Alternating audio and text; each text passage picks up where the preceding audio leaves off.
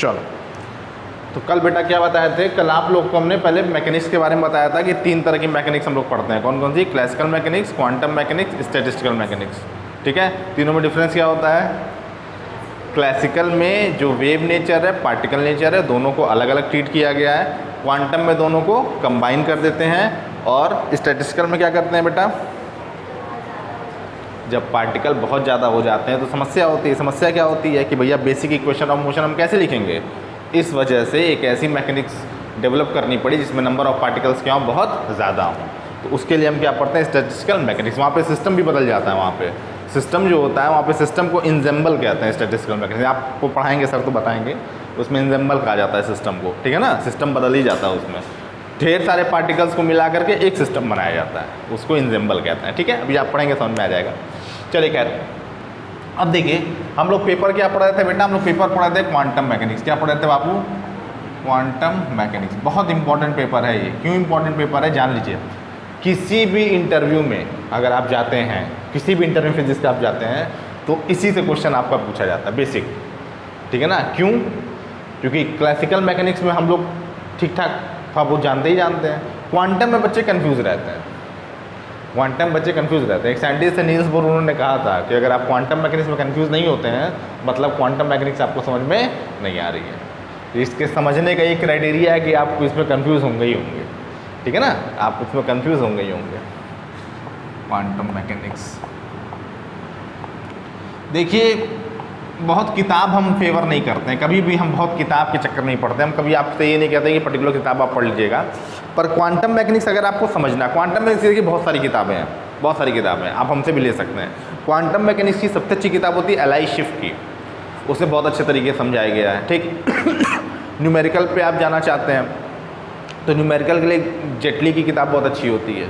ठीक है, और अगर आपको प्रॉपर अंडरस्टैंडिंग चाहिए तो आपकी लाइब्रेरी जहाँ से भी आप पढ़ते होंगे, वहाँ पे अजय घटक की क्वांटम मैकेनिक्स की किताब होगी। ठीक है, उस किताब को पूरा नहीं पढ़ना है। उस किताब का जो प्रीफेस होता है, प्रीफेस समझते हैं आप ना, शुरुआत का जो पेजेस होते हैं, उसमें क्वांटम मैकेनिक्स का डेवलपमेंट दिया हुआ है, उसको आप पढ़िएगा बस। अगर कहीं आपको मिल जाता है तो अजय घटक की किताब कोई मिल जाए आपको, तो आप उसका जो मतलब पूरा डेवलपमेंट है, हिस्टोरिकल डेवलपमेंट है, आप उसको पढ़िएगा।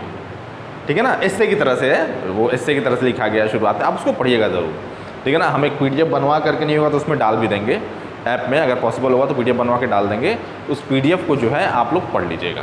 ठीक है ना, ऐसा नहीं मिलता है तो हम डाल भी देंगे। हिस्टोरिकल डेवलपमेंट बहुत अच्छी किताब है वो। ठीक है ना, पूरी किताब मत पढ़िएगा, कर नहीं पाएंगे आप। ठीक है, वो 3-4 पेज आपको पढ़ना क्या है, बहुत ज़रूरी है। उससे आपको पता चल जाएगा कि क्वांटम मैकेनिक्स का डेवलपमेंट कैसे हुआ। ठीक है ना, वो हम पीडीएफ बनवा के डाल देंगे, पीडीएफ आजकल में बना करके डाल देंगे ऐप पे, उसको आप पढ़िएगा। ठीक है, आप खोजिएगा भी नहीं, अब तो पीडीएफ का ऑप्शन है तो कोई दिक्कत ही नहीं है, हम उसको कर देंगे। ठीक है, पर उसको पढ़िएगा ज़रूर। ठीक है, और एक चीज़ समझ लीजिए पहले, देखिए कल आप लोग खैर ऑनलाइन क्लास में थे, ऑनलाइन में तो खैर आप लोग लेक्चर देख ही लिए होंगे, आज फिर से आपको समझा देते हैं कि क्वांटम मैकेनिक्स भले ही आपके सिलेबस में 5 से 6 यूनिट में दिया हो, पर हम लोग इसको 3 यूनिट में पढ़ेंगे। ठीक है ना, कैसे पढ़ेंगे वो मेरा क्राइटेरिया है डिवाइड करने का, वो हम ऐसे डिवाइड करते हैं। ठीक है ना, सिलेबस के हिसाब से नहीं चलता, तो मेरा थोड़ा अलग क्राइटेरिया होता है। हम लोग कैसे पढ़ेंगे?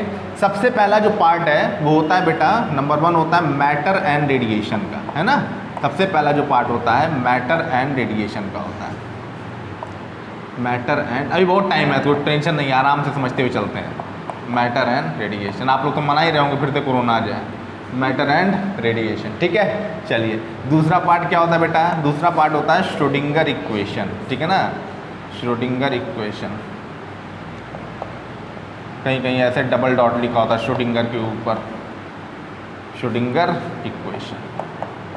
श्रोडिंगर इक्वेशन और इसका एप्लीकेशन एंड इट्स एप्लीकेशंस। ठीक है ना बाबू, इसका क्या हम लेते हैं? एप्लीकेशन। देखो डीडीयू में कौन पढ़ाता है इसको, नए नए टीचर आए, देखो कौन पढ़ाता है quantum mechanics and it's applications. ठीक है, चलिए तीसरा ऑपरेटर्स। ठीक है ना, चलिए अब कल का हम लोग थे इसलिए ज़्यादा हमने समझा नहीं था। देखिए इसमें करते क्या, मैटर एंड रेडिएशन में क्या करेंगे? मैटर एंड रेडिएशन का टॉपिक होता है वो ऑलरेडी कहीं ना कहीं आपने पढ़ा हुआ है, जैसे हाइजेनबर्ग अनसर्टेनिटी प्रिंसिपल जानते हैं आप पहले से, भले आपको नहीं कुछ आता पर आप नाम तो सुना होगा। ठीक, कॉम्पटन इफेक्ट आपने कहीं ना कहीं नाम सुना होगा, ठीक। फोटो इलेक्ट्रिक इफेक्ट तो पढ़ा ही है आपने, ठीक है ना, फोटो इलेक्ट्रिक इफेक्ट आपने पढ़ा है, उसको एक बार यहाँ फिर से क्या कर देंगे, एक्सप्लेन कर देंगे। और 2 एक्सपेरिमेंट और होते हैं आपके, स्टर्न गरलाक एक्सपेरिमेंट होता है और डेविसन जर्मर एक्सपेरिमेंट होता है। जो स्टर्न गरलाक एक्सपेरिमेंट होता है उसमें एटम्स के अंदर मैग्नेटिक मोमेंट पाया जाता है, इसका हम लोग वेरिफिकेशन करते हैं। डेविसन जर्मर एक्सपेरिमेंट जो होता है उसमें हम लोग क्या करते हैं, उसमें हम लोग जो डी ब्रॉगली हाइपोथेसिस होती है, डी ब्रॉगली हाइपोथेसिस मतलब क्या कि इलेक्ट्रॉन का डुअल नेचर, ठीक है ना, उसका क्या करते हैं बेटा हम लोग वेरिफिकेशन करते हैं, ठीक है ना। तो आसान कॉन्सेप्ट है दोनों, कोई टेंशन की बात नहीं, ठीक। ले दे करके ये जो चैप्टर होता है ये बहुत ईजी होता है, थ्योरेटिकल और उसका देखिए मिक्स हो। देखिए एक चीज़ और पहले समझिएगा, देखिए बीएससी थर्ड ईयर में अब आप आ गए ना, तो यहाँ पे मार्किंग स्कीम जो होती है थोड़ी सी चेंज हो जाती है। चेंज इन द सेंस कि जब आप पढ़ते हैं यहाँ पे तो डेरिवेशन सॉल्व करते हैं, ठीक है ना, डेरिवेशन आप करते हैं, तो यहाँ पर एक लिबर्टी आप लोग को ये दे दी जाती है कि डेरिवेशन का स्टेप आप स्किप कर सकते हैं।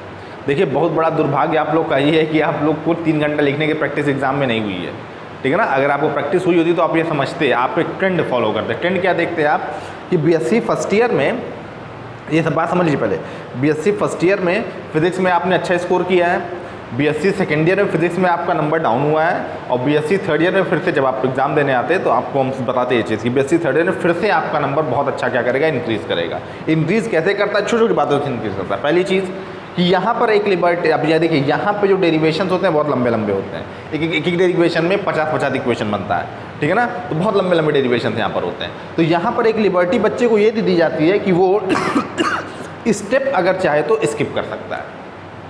बात समझ आ रहा ना, मान लीजिए कोई स्टेप आप भूल गए तो स्टेप आप स्किप कर सकते हैं, ठीक। पर जो रिजल्ट होता है उसमें गलती नहीं होनी चाहिए। रिजल्ट आपको एकदम रटा हुआ होना चाहिए नाम की तरह से। जैसे आपका नाम है ना, आप सो रहे हो ऐसे उठाए हम रात में नाम बताओ तो आप बता देंगे, सोचेंगे नहीं, नींद में भी आप नाम बता देंगे, ठीक। ऐसे रिजल्ट आपको याद होना चाहिए जब तक एग्ज़ाम देना है तब तक। जो भी रिजल्ट आपके सामने आएगा सारे के सारे रिजल्ट्स आपको नाम की तरह से याद होने चाहिए। और रिजल्ट्स भी छोटे नहीं होते, लंबे लंबे होते हैं, रिजल्ट्स भी लंबे लंबे होते हैं, तो प्रैक्टिस करनी पड़ेगी, ठीक है ना। मतलब कहने का क्या है कि फाइनल रिजल्ट में बेटा गलती नहीं करनी। फाइनल रिजल्ट में अगर आप गलती करेंगे नंबर आपका कट जाएगा, ठीक है ना। स्टेप आप स्किप कर सकते हैं, नो डाउट, स्टेप आप स्किप करिए, कोई दिक्कत नहीं है। 2-3 स्टेप खा जाइए, भूख लगी है तो कोई समस्या नहीं है, पर फाइनल स्टेप में बेटा गलती नहीं करनी है, ये बात मान लीजिएगा, ठीक है ना। जो फाइनल स्टेप लिखना होता है, जो डिसाइसिव स्टेप होता है, रिजल्ट होता है, उसमें बेटा गलती नहीं करनी, वो एकदम याद हो जाना चाहिए, ठीक है। और लंबे लंबे रिजल्ट्स भी होते हैं तो याद करना मुश्किल होता है, उसके लिए प्रैक्टिस चाहिए। और एग्ज़ाम में लिखने के लिए भी प्रैक्टिस चाहिए आप लोगों को। तो जब भी आप डेरिवेशन जब पढ़ा लेंगे हम, अभी तो नहीं, जब पढ़ा लेंगे हम तो आप लोगों को हम टेस्ट भी लेंगे और बताएंगे भी कि कैसे जो है एग्ज़ाम में आप लोग क्या करना है, लिखना है। बहुत इंपॉर्टेंट चीज़ होती है, प्रैक्टिस करनी बहुत ज़रूरी होती है, ठीक है। प्रैक्टिस अगर नहीं किए रहेंगे आप तो फंस जाएंगे। सहवाग जब खेलता था, सहवाग को जानते हैं हम लोग, सहवाग खेलता था पहले, कभी उसको खेलना देखा आप लोगों ने क्रिकेट में, बैटिंग देखिए कभी, उसकी बैटिंग और बाकी बैट्समैन की बैटिंग में अंतर पता है क्या होता है। जो बाकी बैट्समैन होते हैं, कोई भी कहीं भी अगर आप क्रिकेट सीखेंगे तो आपको पहले एक चीज़ सिखाई जाएगी, क्या कि पैर ऐसे आगे निकालना है तब बॉल को ऐसे डिफेंस करना है, पहले डिफेंस सिखाया जाता है, या पैर ऐसे आगे निकालना है तब बॉल को ऐसे खेलना है। सहवाग के साथ ऐसा नहीं था, सहवाग ऐसे खड़ा रहता था, पैर आगे नहीं निकालता था, वो बॉल ऐसे आती थी और ऐसे मार देता था। उसका रीज़न क्या था, उसका रीज़न ये था कि उसके ब्रेन और हैंड का कोऑर्डिनेशन, या आई और हैंड का कोऑर्डिनेशन क्या था, सेट था। उसको पता था कितने एंगल पे बॉल आ रही है और कैसे। बाकी बैट्समैन क्या करते थे ना कि अपने बॉडी वेट को एडजस्ट करते थे और फिर एंगल, दिमाग को सेट करके फिर एंगल बनाते थे। उसका ब्रेन और हैंड का कोऑर्डिनेशन बहुत बढ़िया सेट था, उसको पता था किस एंगल पे बॉल आ रही है और कैसे हमको घुमाना है, कब क्या टाइमिंग मेरी होगी। तो बिना पैर निकाले खेलता था वो, किसी कोचिंग मैनुअल में वो सिखाया नहीं जाता है। वो खेलना, वैसे खेलना गलत है, पर वो खेलता था, सक्सेसफुल भी था, है ना। तो यहाँ पे इतनी प्रैक्टिस बेटा कर लेनी होती है बीएससी थर्ड ईयर में कि वहाँ पे सोचने का मौका आपको नहीं मिलेगा, सोचने का टाइम आपको ना मिले, मतलब सोचने का मतलब चांस ही ना रहे वहाँ पे। रिजल्ट आपको याद है, डेरिवेशन लिख डालिए, फाइनल रिजल्ट लिखिए, आराम से आपका नंबर आ जाएगा, ठीक है ना।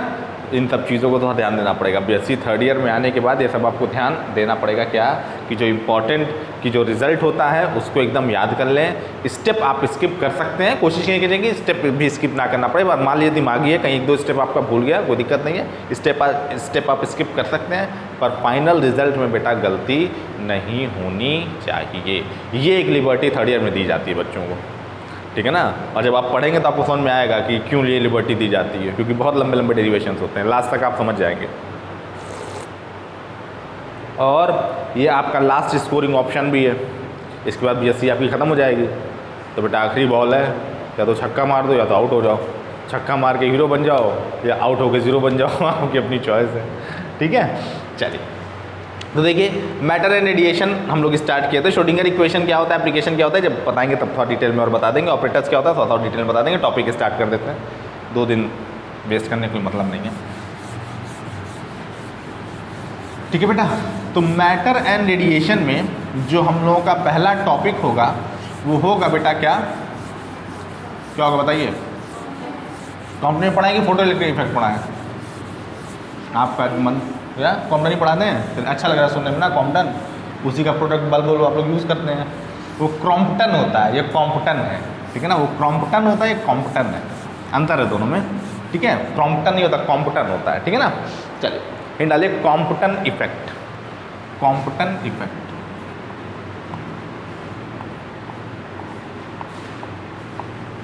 Compton effect, Compton effect. चल ठीक है ना। तो आज से लिखाना स्टार्ट करते हैं। ये सब कल हमने थोड़ा बताया था, बोर्ड पे ऐसे ही लिख दिया था, ठीक है। उसके बाद आइए मेन टॉपिक स्टार्ट करते हैं हम लोग। चलिए देखिए कॉम्पटन इफेक्ट में लिखिए professor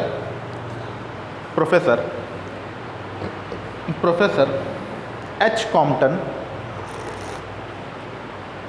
professor H Compton, H dot. अब देखिए प्रोफेसर है तो प्रोफेसर कैसे लिखेंगे आप, PROF प्रोफेसर, एच कॉम्पटन ऐसे लिखिएगा, ठीक है ना।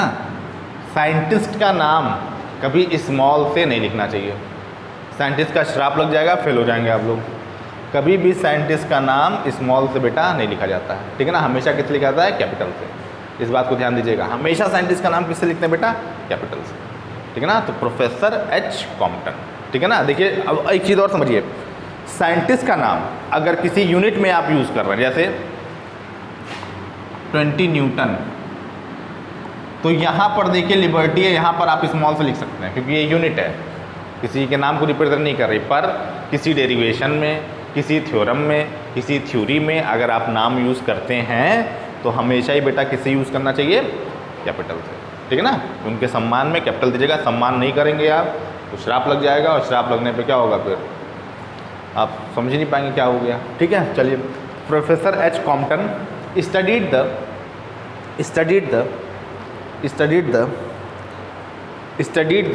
interaction of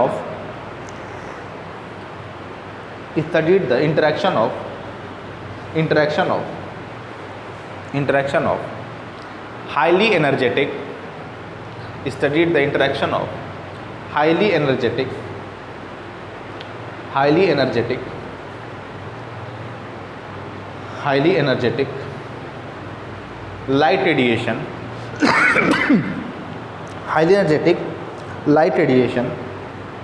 light radiation that is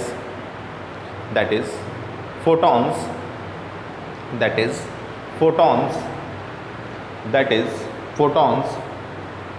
with matter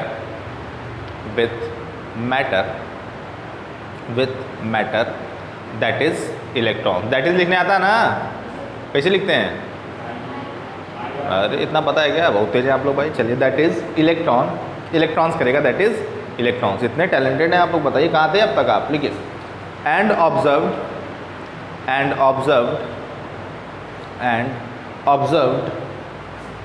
that there is loss of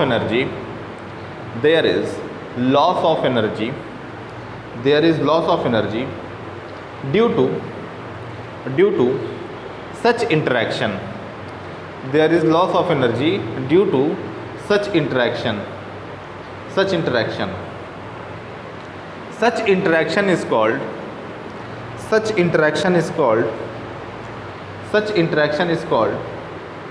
Compton interaction. Such interaction is called Compton interaction. Compton interaction और कॉम्पटन इफेक्ट और कॉम्पटन इफेक्ट और Compton effect, ठीक है ना, कॉम्पटन इफेक्ट। अब देखिए इसमें keyword क्या है, कीवर्ड क्या है, किसी किसी डेरिवेशन में, किसी किसी थ्योरी में कुछ कीवर्ड्स होते हैं जिनको अगर आप नहीं लिखते हैं तो आपका नंबर कटने के क्या होते हैं, पूरे चांसेस होते हैं, ठीक है ना।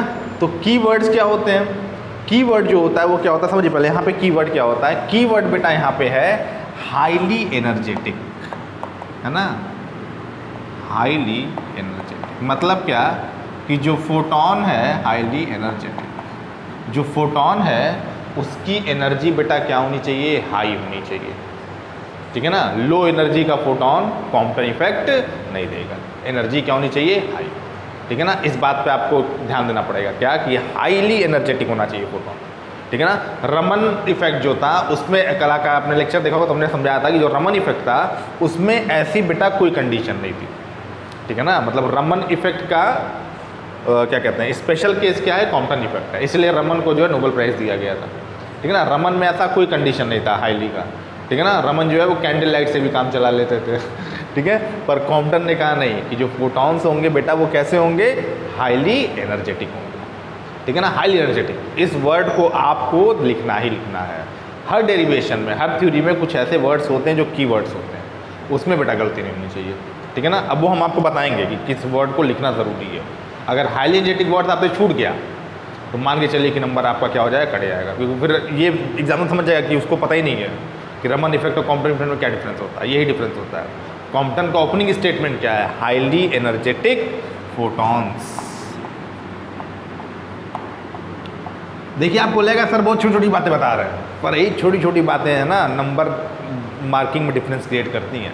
हम अगर आपको पढ़ा रहे हैं तो सबका नंबर सेम तो आएगा नहीं, क्यों नहीं सेम आएगा, रीज़न यही है कि कोई लोग एकदम सीधे एक लाइन याद कर डालते हैं और कुछ लोग फिर उसमें छाँटते हैं उसी में से क्या पढ़ें क्या छोड़ें, है ना। तो ठीक है, वो आपकी अपनी चॉइस है कि आप कैसे उसको एग्जीक्यूट करते हैं एग्जाम में प्लान को, पर कुछ वर्ड्स लिखने बेटा क्या होते हैं, ज़रूरी होते हैं। तो हाईली एनर्जेटिक लिखना बेटा क्या कॉम्पटन इफेक्ट में ज़रूरी है, ठीक है। चलिए कॉम्पटन इफेक्ट में नेक्स्ट हेडिंग डाल दीजिए स्टेटमेंट, एक सब हेडिंग डालिए स्टेटमेंट। आइए देखते हैं इसका स्टेटमेंट क्या है, स्टेटमेंट क्या है, चलिए स्टेटमेंट क्या है, सब हेडिंग एक डालिए इसका स्टेटमेंट क्या है, ठीक है ना।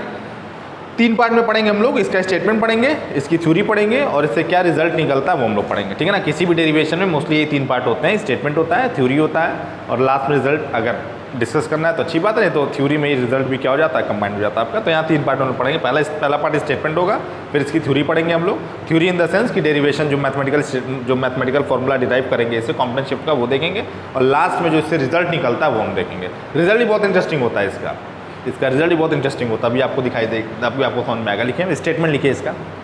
कॉलेज में भी ऐसा पढ़ाई नहीं पढ़ाएगी आप लोगों के,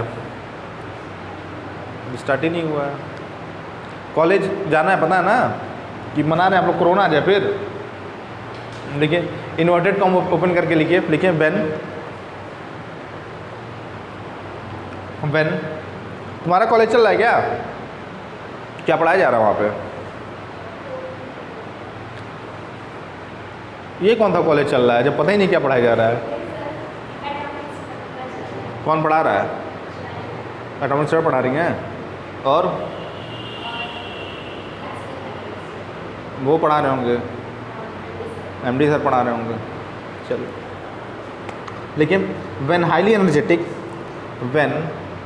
एनर्जेटिक इन्वर्टेड कॉमा ओपन करके लिखिएगा, व्हेन हाईली एनर्जेटिक, देखिए बार बार वर्ड आ रहा है क्या, highly energetic. When highly energetic light radiation, when highly energetic light radiation और फोटॉन्स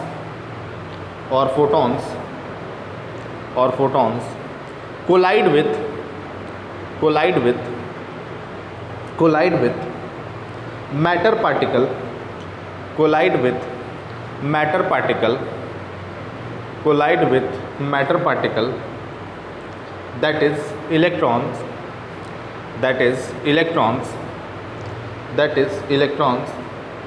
then phenomena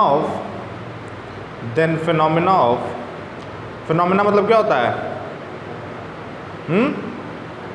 कि दुर्घटना। देखिए, then phenomena of scattering. Scattering मतलब क्या होता है? स्कैटर करना, बिखर जाना। Then phenomena of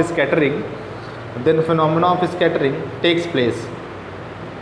then phenomena of scattering takes place. जैसे आप लोग बिखर गए हैं 2 साल बीएससी करने के बाद, क्योंकि पता ही नहीं क्या करना है। Phenomena of scattering takes place, ठीक है। And as a result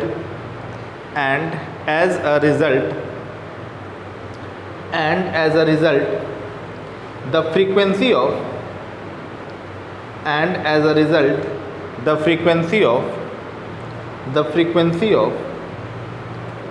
scattered photon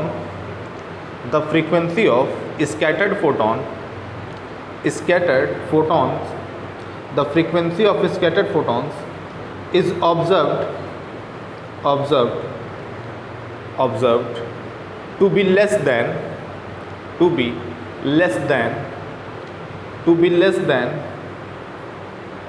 that of incident photons।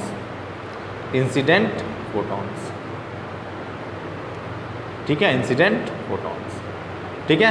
Inverted comma close कर दीजिए। क्या कहा आपने कहा कि जब एक हाईली एनर्जेटिक फोटॉन किसी इलेक्ट्रॉन से कोलाइड करता है, कोलाइड मतलब टकराता है, ठीक है ना, तो उसकी बेटा फ्रीक्वेंसी क्या हो जाती है? घट जाती है, ठीक है ना। फ्रीक्वेंसी क्या होती है? घट जाती है। कल हमने समझाया था आपको। देखिए होता क्या है, किसी भी वेव को समझने के लिए 2 पैरामीटर्स आपके पास होते हैं, या तो उसका एनर्जी पता, या तो उसकी फ्रीक्वेंसी पता हो, या तो उसका वेवलेंथ पता हो, ठीक है ना भाई। अगर मान लीजिए कि हम आपसे कहें कोई वेव है, वो 20 हर्ट्ज से 20 किलो हर्ट्ज तक की है, 20 हर्ट्ज से 20 किलो हर्ट्ज तक की है, तो आप पहचान जाएंगे इसको। कौन सी वेव है? ये ऑडियो वेव है। यही हम सुनते हैं। इसके इधर कुत्ते सुनते हैं, इसके इधर चमगादड़ हो जाते हैं लोग, ठीक है, जिसको सुनाई देता है, देता है। 20 हर्ट्ज से 20 किलो हर्ट्ज तक हम लोग क्या करते हैं? सुनते हैं। और बेटा इसी को हम क्या कहते हैं? ऑडियो वेव कहते हैं। क्या कहते हैं? ऑडियो वेव कहते हैं। यही इतनी औकात भगवान ने हम लोग को दी है सुनने के क्षेत्र में। और देखने के क्षेत्र में कहाँ तक दिया है? 4000 एंगस्ट्रॉम से 8000, मोटा मान लीजिए 8000 एंगस्ट्रॉम, है ना। इसको क्या कहते हैं? इसको हम लोग क्या कहते हैं? विजिबल रीजन कहते हैं।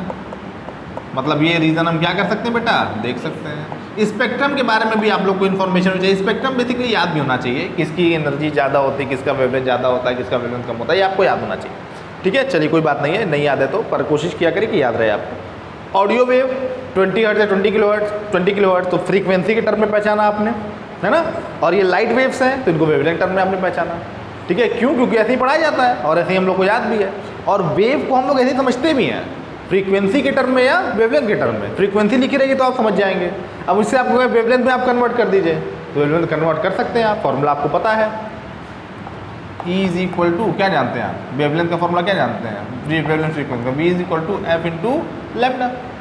इसको आप वेवलेंथ में कन्वर्ट नहीं कर सकते। क्यों? क्योंकि फिर आपको मीडियम की वेलोसिटी पता होनी चाहिए, मीडियम में वेलोसिटी क्या होती है। पर यहाँ आप कर सकते हैं। कैसे? आपको पता है कि लाइट रेडिएशन की वेलोसिटी कितनी होती है? C होती है, ठीक है ना। C is equal to F into lambda. Lambda पता है, F आप निकाल सकते हैं। बात समझ में आ रहा है? नहीं आ रहा? ठीक, तो इतनी बात आप कर सकते हैं आराम से, कोई दिक्कत नहीं है। अब एक चीज़ आप समझिए, पहले एक इंटरेस्टिंग बात आप लोग को और बताएं। जो आप सारे गामा पा, ऐसे होता है ना म्यूज़िक में, जो सा रे गा मा पा, ऐसे पा धा नी सा, आप जाते हैं फिर सा पे रिपीट हो जाते हैं। तो सा से लेकर के जो नी तक होता है, हाँ नी तक जो होता है वो 20 हर्ट्ज से 20 किलो हर्ट्ज तक में होता है। मतलब जो पहली फ्रीक्वेंसी सा आप अगर गाते हैं तो उसकी एग्जैक्ट फ्रीक्वेंसी जो अलॉटेड है वो कितनी है? 20 हर्ट्ज है।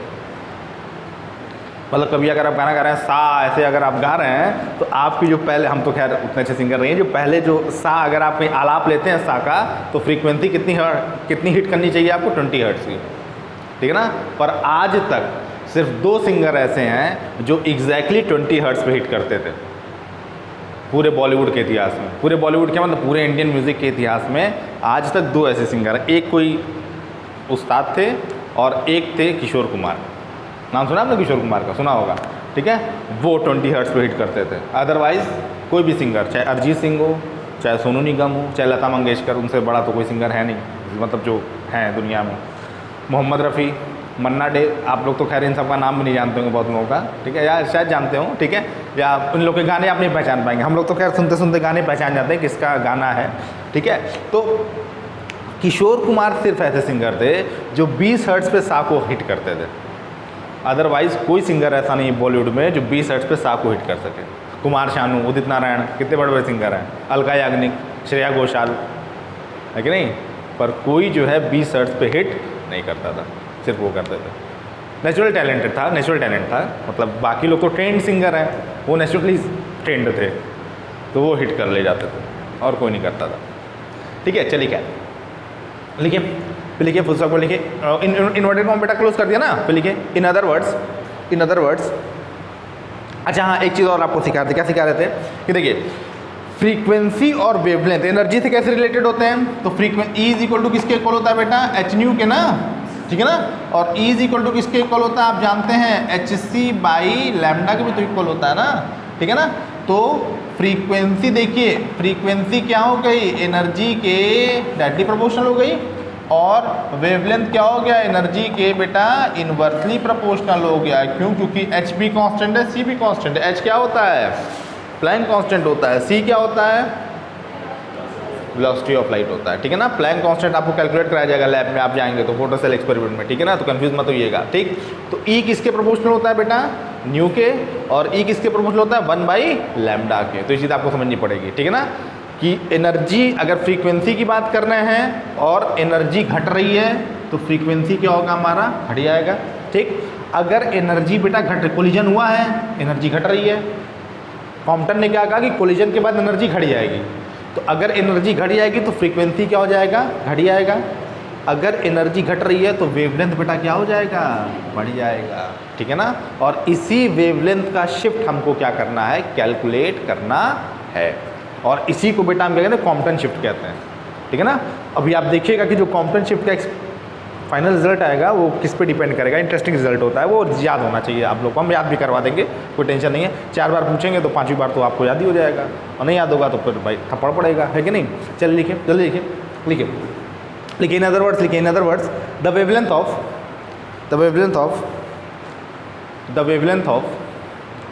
ऑफ स्कैटर्ड फोटोन, स्कैटर्ड मतलब क्या, जो बिखर गया, जो बिखर गया वो निखर गया। The wavelength of scattered photon is greater than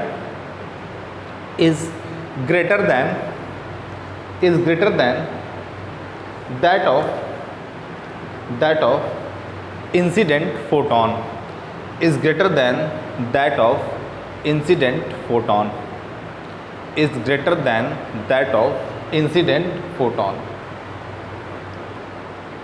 Such decrease in frequency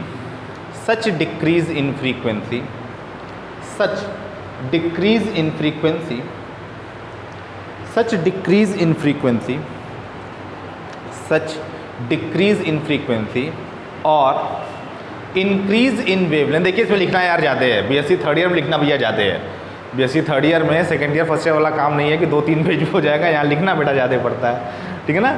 सच क्या लिखा आपने, सच डिक्रीज इन फ्रीक्वेंसी और increase in wavelength, due to interaction between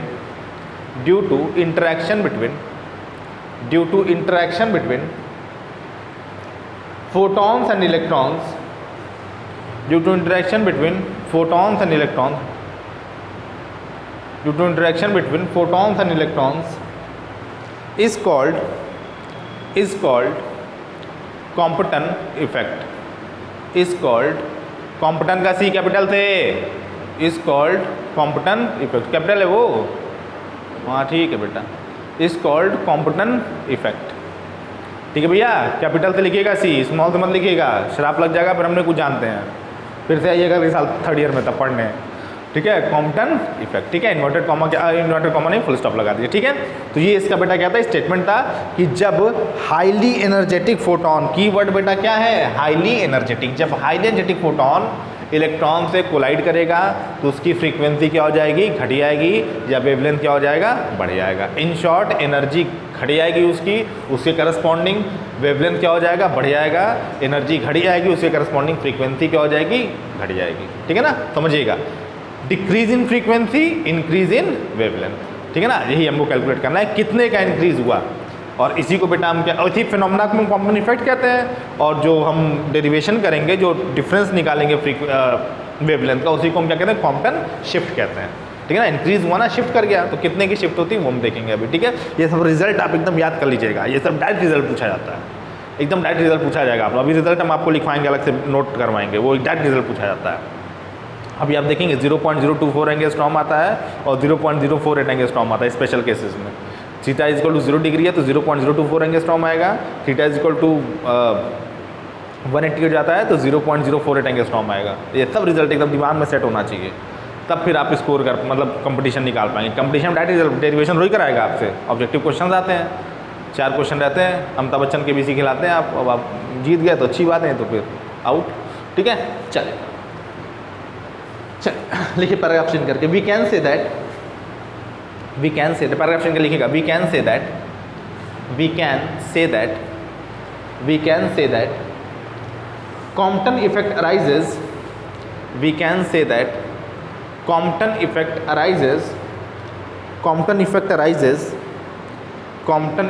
arises due to collision between photons, due to collisions between photons, या photon लिखिए, photon and electron, the increase in wavelength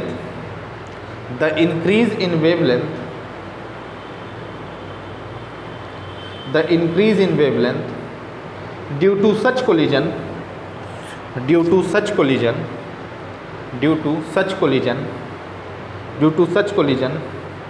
is called Compton shift, क्या कहते हैं बेटा इसको, Compton shift कहते हैं। And it is denoted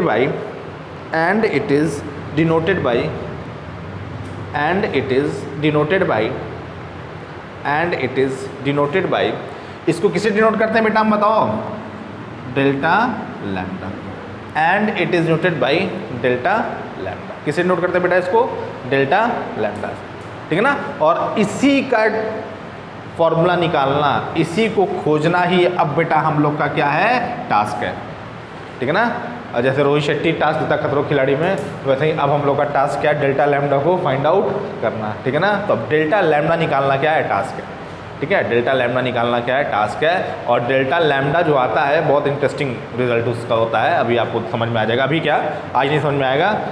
एक डेरिवेशन में क्वांटम मैकेनिक्स के, मतलब अब तो पढ़ाते हैं 7-8 साल हो गए हमको, एक डेरिवेशन में क्वांटम मैकेनिक्स के 2 दिन लगता है, 2 दिन। ठीक है ना, तो आधा आज होगा, आधा कब होगा, नेक्स्ट वीक में। ठीक है ना, तो एक डेरिवेशन बेटा 2 दिन लगता है। ठीक है ना, अब ये एक समस्या हो जाती है, जैसे मान लीजिए कि अब 2 दिन लगातार मिल गया, डेरिवेशन कंप्लीट हो गया, जब गैप आ जाता है कुछ दिन का तो फिर दिक्कत होती है। तो उसका रीज़न क्या है बेटा, कि जब भी मेरी क्लास होगी, मंडे को जब क्लास होगी इसके बाद, तो आप रिविज़न करके आइएगा प्रॉपर। ठीक है ना, रिवीजन अगर आप नहीं किए रहेंगे तो दिक्कत होगी आपको। और रिवीजन के लिए अच्छी चीज़ ये है कि ऑनलाइन लेक्चर्स अवेलेबल रहते हैं, तो आप रिवीजन कर भी सकते हैं। ये बहाना नहीं बना सकते कि सर नहीं पढ़ पाए थे, फलान ठिकाना ताम जाम। ठीक, आपके पास टाइम रहता है। ठीक है ना, तो रिवीजन करके आइएगा। ठीक है ना, नेक्स्ट मंडे, क्योंकि बहुत ज़रूरी है वो, बिना रिवीजन के समझ नहीं आएगा। और एक डेरिवेशन बेटा 2 दिन लगना ही लगना है, मिनिमम 2 दिन तो लगना ही लगना है। और ज़्यादा बतिया लिए हम तो 3 दिन लग सकता है, बतिया इंदर से ज़्यादा समझा दिए तब। ठीक है ना, 3 दिन लग सकता है, पर मिनिमम 2 दिन तो बेटा लगता ही लगता है इसमें, एक डेरिवेशन में 2 दिन। ठीक है, चलिए, ये मेरी अपनी कुछ ऑब्जर्वेशंस हैं कि 2 दिन लगना है। और देखिए बहुत तेज हम नहीं पढ़ाते हैं, रीज़न क्या है ना, कि हम चाहते हैं भाई याद ना करना पड़े आपको, समझें आप कि क्या है, कैसे है और क्यों है। ठीक है ना, जब समझ जाएंगे तो याद कर लेंगे आप। ठीक है ना, हालांकि पहले बीएससी थर्ड ईयर में ये सब नहीं बोल देते हैं हम, क्योंकि बीएससी थर्ड ईयर के बच्चे अगर बीएससी थर्ड ईयर तक बच्चा अगर पहुंच गया है तो हम मान लेते थे कि याद करने में एक्सपर्ट होगा वो। पर अब जो है बीएससी थर्ड ईयर वाले को डाउट रहता है, पता नहीं चल पाएगा नहीं चल पाएगा, क्योंकि 1 साल प्रमोशन 1 साल ऑब्जेक्टिव। नहीं तो पहले तो हम लोग कह देते थे कि नहीं नहीं कोई टेंशन नहीं, समझो अभी। समझो क्यों? क्योंकि ये सब अब आप इसके आगे भाई एमएससी करेंगे, फिर रिसर्च करेंगे, जैसे हम लोग पीएचडी कर रहे हैं, तो ये सब कॉन्सेप्ट क्लियर होने बहुत ज़रूरी होते हैं, ठीक है ना। तो बीएससी थर्ड ईयर में कॉन्सेप्ट क्लियर बहुत ज़रूरी होता है। आप ऐसे नहीं कि गधे की तरह नहीं कुछ भी खा सकते हैं आप, है ना। गधा जो होता है वो कुछ भी खा लेता है और कभी विरोध नहीं करता है मालिक का, कितना भी बोझ ला दीजिए, आप देखेंगे कभी अपने मालिक को नहीं वो कुछ करता है। बाहर वाले आदमी को भले दुलत्ती मार देगा, मालिक को नहीं कुछ करता, कितना भी धोबी बोझ लाद दे उसके ऊपर, वो कभी विरोध नहीं करता है। मर जाएगा बोझ से पर कभी विरोध नहीं करेगा, और कुछ भी दीजिए वही खा लेगा वो। तो थर्ड ईयर तक बच्चे गधे हो जाते हैं, कुछ भी दे दीजिए खा लेंगे वो, और कभी आपसे नहीं पूछेंगे क्या है कैसे है। पर जब एमएससी में हो जाते हैं तो उनको दिक्कत होती है, कॉन्सेप्ट नहीं क्लियर होता है।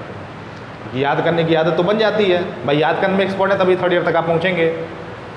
अगर याद करने में आप एक्सपर्ट नहीं होते थर्ड ईयर तक पहुँच ही नहीं पाते आप, ठीक है। अब तो खैर इस बैच के लिए नहीं कहा जा सकता है, पहले इससे पहले जो बैच था उसके लिए कहते थे हम कि भैया याद करने में आप एक्सपर्ट हैं तभी थर्ड ईयर तक पहुँचे हैं आप, एक्सपर्ट नहीं होते तो आप पहुँच ही नहीं पाते, ठीक है ना। तो अब याद करने की टेंडेंसी तो है आपकी अच्छी है, भगवान ने दिमाग दिया हुआ है। अब समझिए थोड़ा कि हो क्या रहा है, और समझना बहुत ज़रूरी है। नहीं समझेंगे आप तब दिक्कत, फिर हमको गाली देंगे, पता नहीं कैसे पढ़ाते थे। तो हमको गाली ना दें उसके लिए भैया हम खुद ही इतनी मेहनत कर देते हैं कि आपको समस्या ना हो। चलिए अब नेक्स्ट हेडिंग डाल दीजिए, सब हेडिंग डाल दीजिए इसमें थ्योरी। आइए इसका थ्योरी देखते हैं हम लोग, theory.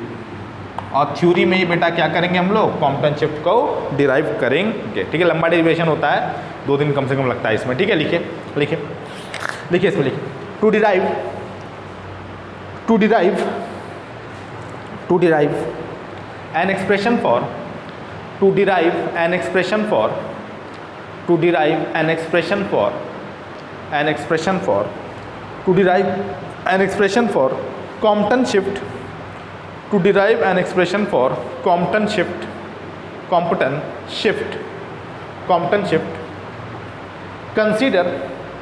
consider a highly energetic consider a highly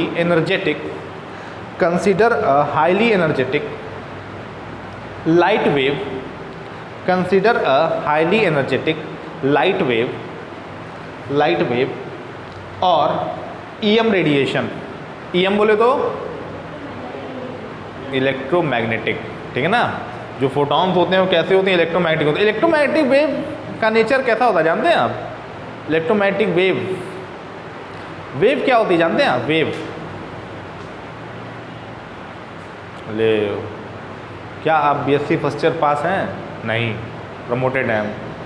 बताइए वेव क्या होती है? बोलो जी, एमडी सर पढ़ाए होंगे वेव। बोलो जी, हरिओम सर पढ़ाए होंगे वेव, पढ़ाए थे ना। यूनिवर्सिटी में कौन पढ़ाता है जी वेव? आरकेडी सर, नाम ही नहीं याद होगा क्या? जो टीचर का नाम याद करने की, चेहरा याद हो जाए, बड़ी बात है। बताइए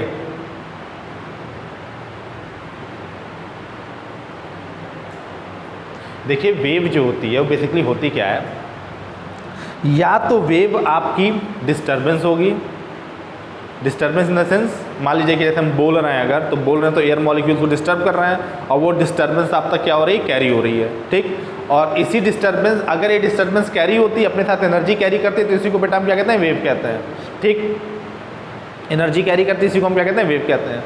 पर जहाँ मीडियम, जैसे यहाँ तो मीडियम है तो हम बोल रहे हैं, अगर मान लीजिए कि जहाँ मीडियम नहीं है वहाँ क्या चीज़, वहाँ कैसे वेव प्रोड्यूस करेंगे आप? वहाँ क्या कौन सा फैक्टर रिस्पॉन्सिबल होगा वेव के प्रोडक्शन में?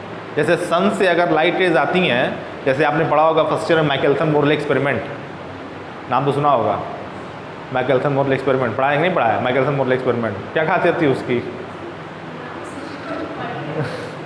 उसकी खासियत ये थी कि वो एक ऐसा एक्सपेरिमेंट था जो फ्लॉप था पर सक्सेसफुल था। फ्लॉप क्यों था?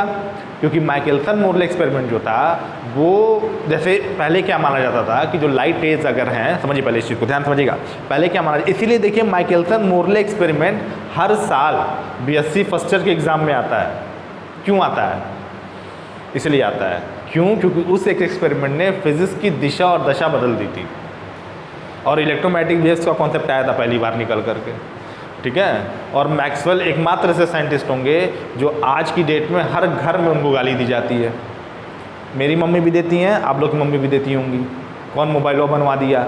उनको पता तो नहीं कि मैक्सवेल ने मोबाइल का कॉन्सेप्ट दिया। मैक्सवेल ने मोबाइल का कॉन्सेप्ट नहीं दिया, मैक्सवेल ने बेसिकली इलेक्ट्रोमैग्नेटिक रेडिएशंस कैसे ट्रैवल होती हैं उनके बारे में बताया, उसी से मोबाइल बना आपका। तो मैक्सवेल एकमात्र ऐसे साइंटिस्ट हैं जो हर घर में गाली सुनते हैं, चाहे वो मेरी मम्मी हो चाहे आपकी मम्मी हो, देती होंगी गाली कि कौन मोबाइल बनवा दिया, बच्चा हमारा बर्बाद हो रहा है, दिन भर मोबाइल में घुसे रहते हैं सब, पता नहीं कौन मोबाइल बनवा दिया है कि नहीं। तो जो मैक्सवेल हैं उन्होंने ही मोबाइल का कॉन्सेप्ट, उन्होंने इलेक्ट्रोमैग्नेटिक वेव्स का ट्रैवल बताया था। और माइकलसन मोरले एक्सपेरिमेंट जब हुआ था उससे पहले लोग ये मानते थे कि जो वेव है उसका जो ट्रैवल होता है किसी मीडियम के थ्रू होता है। उसी को हाइपोथेटिकल मीडियम को ईथर नाम दिया गया था, केमिस्ट्री वाला ईथर नहीं, उसको ईथर नाम दिया गया था, ठीक। अब देखिए दो तरह का रिजल्ट होता है। एक जैसे मान लीजिए कि हमने डेरिवेशन किया कॉम्पटन इफेक्ट का, ठीक, हमने डेरिवेशन किया कॉम्पटन इफेक्ट का, तो डेरिवेशन हमने किया, डेल्टा लैम्डा की कुछ वैल्यू हमको मिली। मान लीजिए डेल्टा लैम्डा हमको ने डिराइव किया, डेल्टा लैम्डा हमारा आ गया 0.024 एंगस्ट्रॉम, यही आएगा आपका थीटा बराबर 0 डिग्री केस में, ठीक। अब मान लीजिए आ गया, अब थ्योरेटिकली आया, कैलकुलेट करने पे हमको मिला, ठीक। अब इसको हम एक्सपेरिमेंट से क्या करेंगे? वेरीफाई करेंगे। तो जब एक्सपेरिमेंट से हम इसको वेरीफाई करेंगे तो क्या समझ में आएगा हमको? अगर एक्सपेरिमेंटल रिजल्ट थ्योरेटिकल रिजल्ट से मैच कर गया तब तो हमारी थ्योरी क्या है? सही है। अगर मैच नहीं किया मतलब हमारी थ्योरी क्या है? गलत है। क्यों? क्योंकि एक्सपेरिमेंट्स गलत नहीं होते हैं, एक्सपेरिमेंट्स गलत नहीं होते हैं, क्योंकि एक्सपेरिमेंट डिफरेंट लैब में परफॉर्म किए जाते हैं तो गलत नहीं होता। एक्सपेरिमेंटल रिजल्ट जो होता है वो वेरीफाइड होता है। और मान लीजिए एक्सपेरिमेंटल रिजल्ट आया था, एक्सपेरिमेंटल रिजल्ट मान लीजिए कुछ आया था, डेल्टा लैम्डा बराबर आया था 0.048 एंगस्ट्रॉम मान लीजिए आ गया था, हालांकि इसी का स्पेशल केस होता है, 0.048 एंगस्ट्रॉम आ गया था। तो अब हम क्या करेंगे? अब हम अपनी थ्योरी को एडजस्ट करेंगे, फॉर्मूले को एडजस्ट करेंगे, इस तरह से एडजस्ट करेंगे कि ये रिजल्ट इससे क्या कर जाए? मैच कर जाए। तो एडजस्टमेंट बेटा हम किस में करते हैं? थ्योरी में करते हैं। एक्सपेरिमेंट में एडजस्टमेंट हम नहीं कर सकते। एक्सपेरिमेंटल रिजल्ट जो होते हैं क्या होते हैं? ज़्यादा ऑथेंटिक होते हैं, वेरीफाइड होते हैं, ठीक है। तो जो एक्सपेरिमेंटल रिजल्ट्स थे माइकलसन मोरले एक्सपेरिमेंट के और जो थ्योरेटिकल रिजल्ट्स थे वो आपस में मैच नहीं किए थे। फ्रिंज शिफ्ट जो थी वो fringe shift almost 40 times increase होकर के आई थी, और 40 टाइम्स का डिफरेंस बहुत ज़्यादा होता है ना, 40 टाइम्स का डिफरेंस देखिए बहुत ज़्यादा होता है, ठीक है। तो 40 टाइम्स, और आपको पता है कि फिजिक्स में आप एक्सपेरिमेंट करते हैं तो ±10% की एरर लेकर के चलते हैं आप, इससे ज़्यादा एरर है तो मतलब एक्सपेरिमेंट आपका गलत है ना। फिजिक्स में ये रूल होता है। बच्चे रीडिंग दिखाने आते हैं तो बच्चे, हम लोग कहते हैं रीडिंग गलत है, बच्चा समझ नहीं पाता है गलती कहाँ हुई है।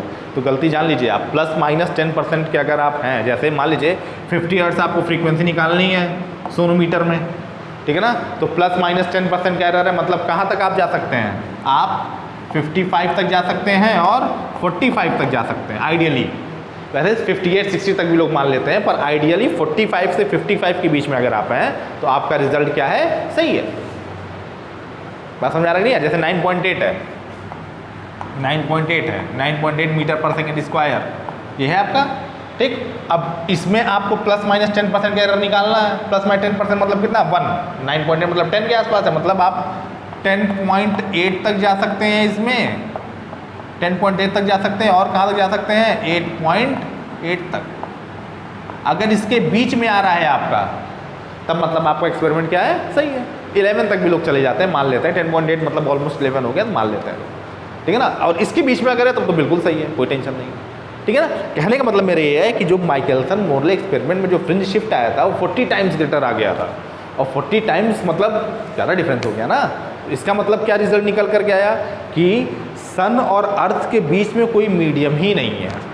और तब लोगों को समझ में आया कि यार वेव्स को ट्रैवल करने के लिए मीडियम की, मतलब कुछ वेव्स ऐसी हैं जिनको ट्रैवल करने के लिए मीडियम की ज़रूरत नहीं पड़ती, और उन्हीं का नाम क्या दिया गया? Electromagnetic waves. तो अब वो कैसे ट्रैवल करती हैं? तो होता क्या है, इलेक्ट्रोमैग्नेटिक वेव्स जो होती हैं बेटा, उसमें ना वेरिएशन होता है, चेंज होता है। किसका चेंज होता है? देखिए वेव प्रोड्यूस करने का दो तरीका होता है। आप लोग को जो डिफिनीशन हटवाई जाती है उसमें डिस्टर्बेंस वर्ड आता है बार बार, गलती आपकी नहीं है। गलती क्यों आपकी नहीं है? क्योंकि देखिए जो सिलेबस बनाया गया बीएससी फर्स्ट ईयर का, बीएससी फर्स्ट ईयर में वेव ऑसिलेशन पेपर है आपका, तो जो वेव वाला पोर्शन है उसमें सिर्फ और सिर्फ मैकेनिकल वेव डिस्कस किया गया है। और मैकेनिकल वेव जब आप डिस्कस करते हैं तो मैकेनिकल वेव किस में प्रोड्यूस होती है? मीडियम में। तो जो डिफिनीशन आप याद करते हैं डिस्टर्बेंस वाली डिफिनीशन याद कर लेते हैं, ठीक है ना, कि भाई मीडियम को डिस्टर्ब करते हैं और वो डिस्टर्बेंस अगर आगे बढ़ता है तो वही वेव है हमारा। पर वेव एक ही टाइप की तो होती नहीं है, दो टाइप की होती है, मैकेनिकल होती है, इलेक्ट्रोमैटिक होती है। तो जो इलेक्ट्रोमैटिक बेटा वेव होती है उसके लिए रिस्पॉन्सिबल क्या होता है? Variation, change. किसका चेंज होता है? इलेक्ट्रिक फील्ड मैग्नेटिक फील्ड में चेंज होता है, मैग्नेटिक फील्ड इलेक्ट्रिक फील्ड में क्या होता है? चेंज होता है। और यही वेरिएशन फिर क्या होता जाता है? ऐसे आगे बढ़ता जाता है, और इसी को हम क्या कहते हैं? वेव कहते हैं। तो दो तरीके से वेव प्रोड्यूस होती है, एक डिस्टर्बेंस और एक वेरिएशन, चेंज। बात समझ आ रहा है बेटा ना? ठीक है ना? और इसी डिस्टर्बेंस को और इसी वेरिएशन चेंजेस को हम क्या कहते हैं? वेव कहते हैं। और एक और इंटरेस्टिंग बात जान लीजिए कि जो हमारी आइज़ होती है वो, जैसे भाई आइज़ पे लाइट रेडिएशन आ रहा है, लाइट रेडिएशन का दो कंपोनेंट होता है, इलेक्ट्रिक वाला, मैग्नेटिक वाला। तो जो इलेक्ट्रिक वाला कंपोनेंट होता है वही हमारी वही हमारी आंखों को क्या करता है? मतलब सेंस, मतलब जो हमारी आँखें होती हैं वो इलेक्ट्रिक कंपोनेंट के लिए क्या होती हैं? सेंसिटिव होती हैं। उनको मैग्नेटिक कंपोनेंट से कोई मतलब नहीं होता। जैसे हम देख सकते हैं ना, वो इलेक्ट्रिक कंपोनेंट को सेंस करने की वजह से हम क्या करते हैं? देखते हैं। मैग्नेटिक कंपोनेंट्स की वजह से हम चीज़ों को नहीं देखते, वो रिस्पॉन्सिबल नहीं होता है। और हमारे आंखों की मेगापिक्सल कितनी होती है जानते हैं आप? 576 मेगापिक्सल। सोचिए, नेचुरल कैमरा भगवान ने दिया है 576, अब तो खैर 108 मेगापिक्सल तक मोबाइल में आ जाता है, 576 मेगापिक्सल होता है। मेगापिक्सल का मतलब क्या होता है? किसी पिक्चर को छोटे छोटे पार्ट्स में डिवाइड करना। जितने छोटे पार्ट्स में आप जाएंगे उतना ज़्यादा कलर उसका क्या होगा? क्लियर होगा, क्योंकि उतना वेवलेंथ के आप क्लोज होते जाएंगे तो कलर क्या होगा? क्लियर होगा उसका, है ना। इसलिए जितने ज़्यादा मेगापिक्सल का कैमरा होता है उतनी क्लैरिटी होती है उसमें। क्लैरिटी किस चीज़ की होती है? कलर की क्लैरिटी होती है ना। तो मेगापिक्सल क्या बताता है? मेगापिक्सल क्या करता है? इमेज को छोटे छोटे पार्ट्स में क्या करता है? डिवाइड कर देता है। उससे कलर क्या हो जाते हैं? यहाँ पे क्लियर हो जाते हैं। तो आइज़ की मेगापिक्सल कितनी होती है? 576। सोचिए भगवान ने कितना अच्छा कैमरा फिट करके भेजा है ना। और जो हमारी आइज़ होती हैं वो इलेक्ट्रिक पार्ट के लिए बेटा क्या होती हैं? ज़्यादा सेंसिटिव होती है। ठीक है, चलिए, टाइम बहुत हो गया। लिखिए, क्या लिखा बेटा? लाइट वेव और इलेक्ट्रोमैटिक रेडिएशन और फोटोन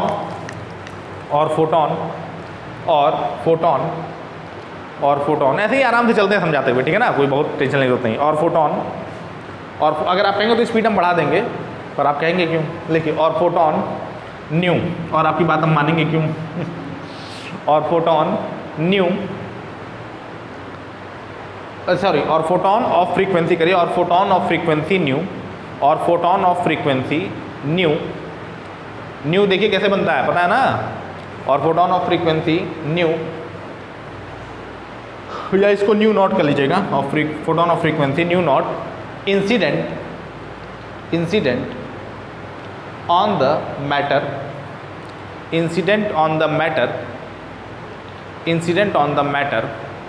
एट रेस्ट, ठीक है ना, incident on the matter at rest. ठीक है, फिर लिखिए, such that collision between them takes place, such that collision between them takes place, ठीक है ना। फिर लिखिए, as shown in the figure, bracket में लिखिए as shown in the figure. Figure दिख रहा है क्या आप लोगों को? अभी दिखाई देगा, as shown in the figure. आज दिखाई देगा, कल दिखाई देगा, as shown in the figure. ठीक है, फिर लिखिए, by collision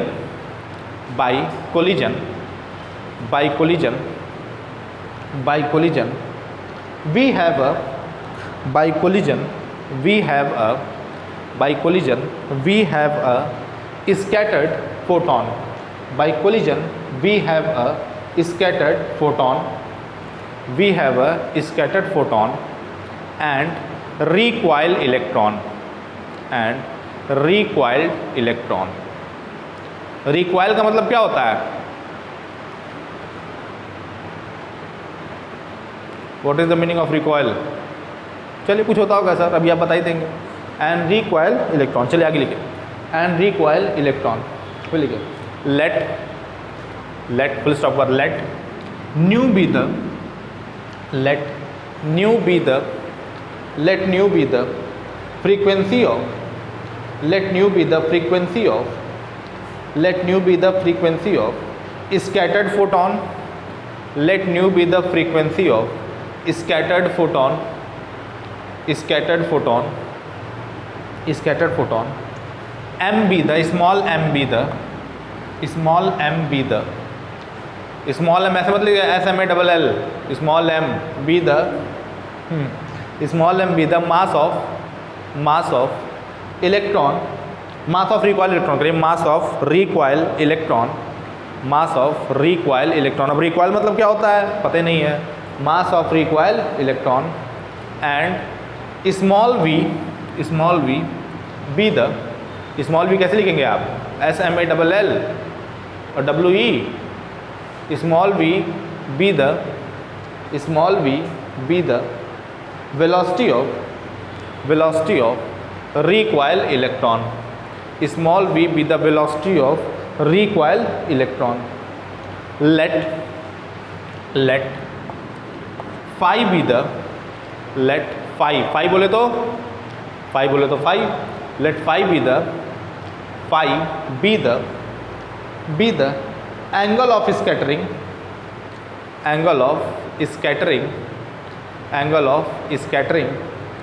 that is the angle made by,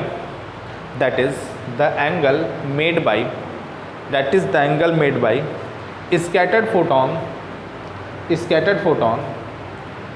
with the direction of, with the direction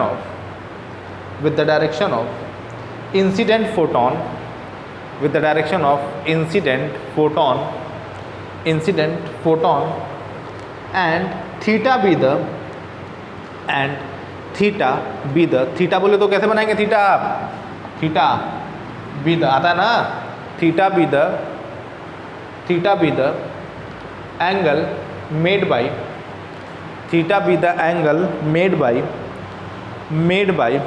recoil electron, theta be the angle made by recoil electron with the direction of incident photon, ठीक है ना।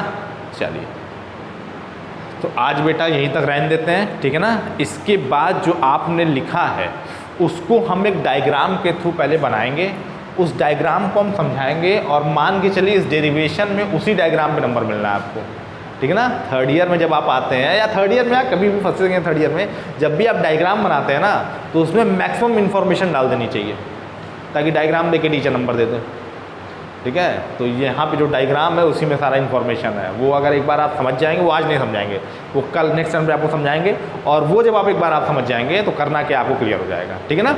आप एक काम करिएगा, आज जितना हम बताए हैं उसको घर पे जा करके आज तो रिवाइज़ करिएगा, संडे को एक बार बैठ करके रिवाइज़ कर लीजिएगा, ठीक है ना, ताकि मंडे को जब हम आएंगे डायग्राम समझाएंगे तो आपको रिकॉल हो जाए, ठीक है ना। डायग्राम जब समझाएंगे तो चीज़ें रिकॉल हो जाएंगी आपको, पर एक बार खुद से पढ़ करके आइएगा, ठीक है ना। समझने में क्या होगी, आसानी होगी।